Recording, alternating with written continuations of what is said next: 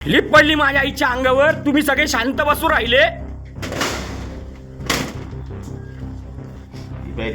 बाप, अरे माझ्या आईचा जीव याच्यात गेला रे.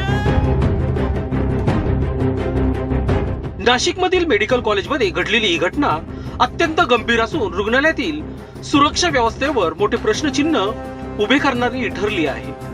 मिळालेल्या प्राथमिक माहितीनुसार रोजच्या कामकाजादरम्यान अचानक लिफ्ट कोसळल्याची धक्कादायक घटना घडली आहे. ही लिफ्ट थेट महिला कर्मचारी ज्योती अहिरे यांच्या अंगावर पडल्याचे सांगितले जात आहे. या भीषण दुर्घटनेत त्या गंभीर जखमी झाल्या असून त्यांना तातडीने रुग्णालयात हलवून उपचार सुरू करण्यात आले आहेत.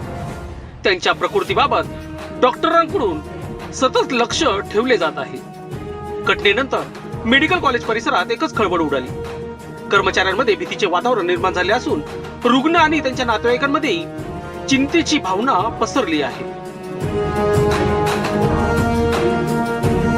मारून टाकली माझी आई. मेडिकल कॉलेज मध्ये इकडे कोणी दाखवत नाही, इथं सांगत नाही ती लिफ्ट कस काय बंद पडली. माझ्या आईच्या तोंडातून रक्त निघालं. हे कोणीच बोलत नाही. इथली मॅनेजमेंट काहीच बोलून नाही राहिलं. माझी आई चांगली होती. 1 तास झाला बघता आली ती कामावर. ती लिफ्ट पाहिली, मी अडकलेली होती. माझ्या आईच्या तोंडातून रक्त निघालं. लिफ्ट बंद व्हायचं, रक्त निघायचं काय कारण.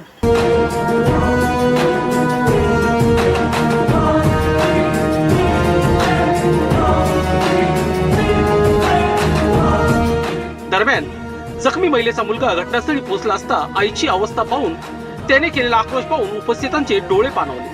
हा क्षण अत्यंत हृदयद्रायक ठरला. या घटनेनंतर सर्वात मोठा प्रश्न म्हणजे ही दुर्घटना नेमकी कशी घडली.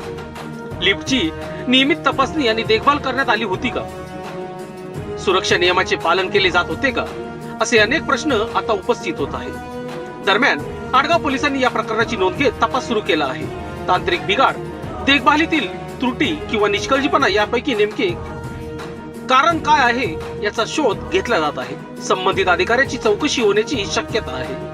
विशेष म्हणजे इतकी गंभीर घटना घडूनही मेडिकल कॉलेज प्रशासनाकडून अद्याप कोणतीही अधिकृत प्रतिक्रिया देण्यात आलेली नाही. त्यामुळे नागरिकांमध्ये नाराजी व्यक्त होत आहे.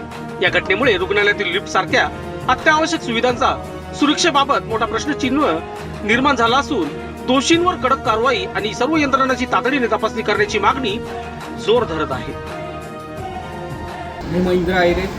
माझी आई इथं मेडिकल कॉलेजला कामाला होती. 1 तास झाला मी तिला कामावर सोडला. माझी आई इन्स्ट्रुमेंट घेऊन जात असताना लिफ्ट डायरेक्ट लिफ्ट तिच्यावर पडली आणि लिफ्टच्या मध्ये तिचा मुंडकं अडकलं आणि डॉक्टरांनी मला फोन करून सांगितलं तुझ्या आईचा BP लो झालेला आहे, त्याच्यामुळे तू लवकरात लवकर इथं ये. आणि पूर्ण चौकशी केल्याच्या नंतर एकाने मला सांगितलं की तुझ्या आईच्या डोक्यात लिफ्ट पडली. एका कामगाराने सांगितलं तुझ्या आईच्या डोक्यात लिफ्ट पडलेली.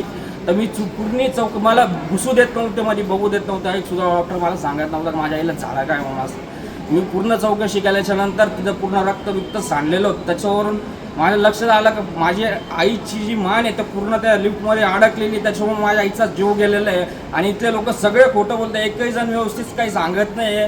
पूर्ण एक सुद्धा डॉक्टर व्यवस्थित काही सांगत नाहीये मला. डॉक्टर बोलताय का तिचा BP लो झालेला आहे, पण BP काय वगैरे काही लो झालेला नाही. तिचा श्वास सुद्धा बाहेर निघत नाही. माझ्या आईचा जीव गेलेला आहे आणि हे आम्हाला येड्यात काढू राहिले. नमस्कार, मी doctor Sudhir Wambare, dean doctor Vasantrao Pawar medical college Nashik. आज अनफॉर्च्युनेटली आमच्याकडे ऑपरेशन थिएटरमध्ये एक ज्या मावशी आहेत वॉर्डच्या, त्या ड्रम ठेवायला जी काही ड्रमची लिफ्ट आहे तिथे गेल्यात आणि त्या लिफ्ट दरवाजातनं त्यांनी लिफ्ट कुठे हे वाकून बघायला सुरुवात केली असताना वरून लिफ्ट आल्यामुळे त्यांची मान त्या लिफ्टमध्ये अडकली आणि त्यांना मणक्याला इजा झाली आहे. त्यांना ICUमध्ये ॲडमिट करून इंट्युबेशन केलेलं आहे आणि त्यांच्यावरती इलाज चालू आहे. तर गोष्टीची इंटरनल एन्क्वायरी कमिटी एन्क्वायरी करत आहे. वृत्तसंकलन विभाग, आडगाव, नाशिक.